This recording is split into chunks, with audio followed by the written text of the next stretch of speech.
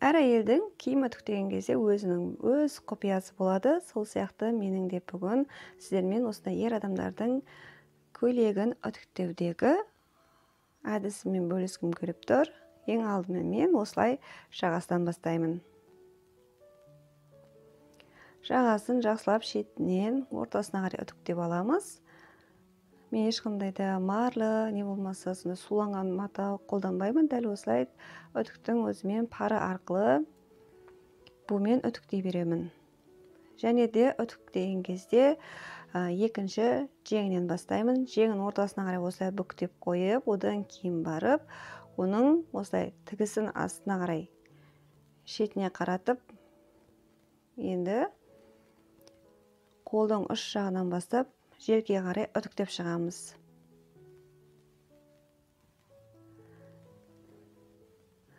Егерде қыртысы жазылмай, не болмаса үтіктеп жатқан кезде бір жерлерде осындай қыртыстар қалып қоятын болса, ол жерлерге кішкене су шашып, үстінен ыстық үтікпен бассаңыздар, ол тезе жазылады. Дәл осылай екінші жеңде де осыны қайталаймыз жаңа процесті. Одан кейін барып, негізгі үстіңгі бөлікке ауысатын боламыз. Осылай жерге дейін жақсылап үтіктеп аламыз.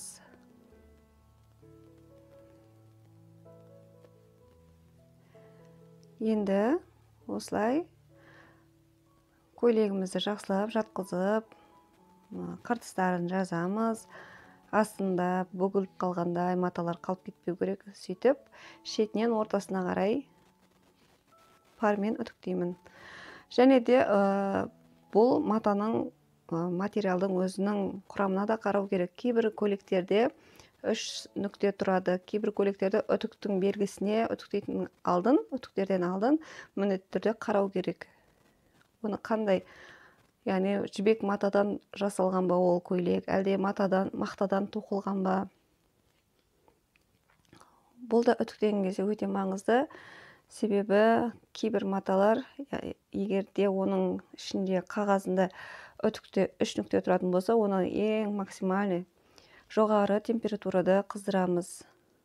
Ал егерде 2 нүкте тұратын болса, ол кезде орташа температурада үтіктеуге тура келеді. Ал егерде үтіктің үстіне сызық қойылған болса, ол кезде үтіктемесек те болады.